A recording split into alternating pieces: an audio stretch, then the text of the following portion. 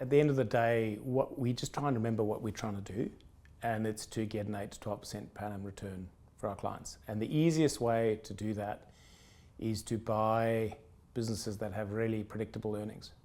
So to have predictable earnings, you have to have a very sustainable competitive advantage, which means then we have a really clear idea and line of sight to what this business will be earning in 3 to 5 years and what that business will be worth.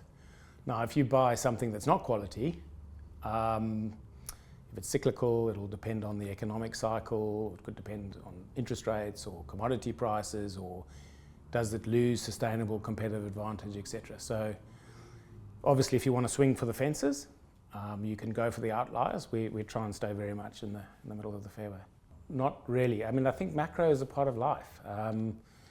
As a business owner, you are always going to have cycles. There are going to be recessions. There are going to be wars. There's going to be things that you can't predict. You know, if I think of during my career the things that I've seen that I could never have predicted. You know, I mean, we knew the GFC was a bit wobbly, but we never knew it could be that bad. I thought the euro would break up. It never did. Never predicted Trump would get elected. Never predicted Brexit. Never predicted COVID. So I think the philosophy we take is, let's not try and predict the macro. Let's buy businesses that whatever happens will be resilient through the cycle. Because if you're going to be a business owner, there are always going to be cycles. So if you buy, and that goes back to quality, if you own quality, you can take the macro out of it because you know that the quality will get you through. A key one we look for is low cost to value. So if you can have a product that's a very, very small part of the cost stack, but a big part of the value chain. You know, the best example, 2 examples we give in the fund would be Microsoft or Adobe. So Microsoft, you're paying $29 a month for an Office 365 license, which really most people spend more on coffee in a week. I don't know how much you spend on coffee. I mean, it's extraordinary value when you think about it. You couldn't run your life or your business. You could charge $100 a month and I couldn't turn it off. So that we really like that type of thing. Adobe is $15 a month for a license. You know, that type of thing where you're so integral to the process, but you're actually just a small part of the cost. So that's a crucial thing. You know, other things we love are high gross margins. So if you're a small part of the cost, you can charge a lot and get that high gross margin, recurring revenues. Those are probably some of the key things and obviously if you can be in a market that has natural structural growth and tailwinds, that'll kind of carry you along. You know, those are sort of kind of the key things we look for. Everything's disruptable at the end of the day.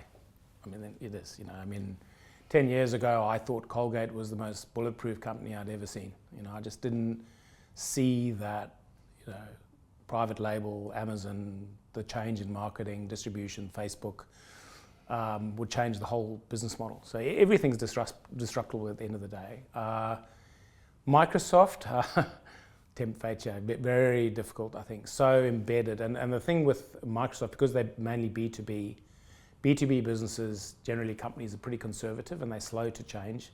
Corporate, you know, a consumer can change their mind in a heartbeat, but if you're a company and you have to change hundreds of thousands of licenses, it's just really difficult to do. So, and obviously their cloud business is the growth story at the moment.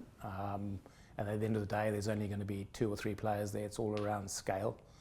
So I would say of our businesses that we own, one of the least disruptable. Adobe, obviously, at the lower end with people like, as you say, like Canva. I'm going to lean a little bit on history here. I think generally what I've found looking at these businesses is that incumbency can be a very, very big advantage in software. People are used to using they get used to using a certain way, and that with scale that they have, an enormously profitable business with, you know, Adobe has an 85% gross margin, high 30s EBIT margin, it has net cash. They are very capable of fending off disruptors at the bottom end of the market, and they obviously have their creative Cloud Express where they bring people in and then they try and upsell them, and then they have that huge network effect. So we always worry about things that would be slightly more disruptable than Microsoft, I think, but still I think it's a low probability.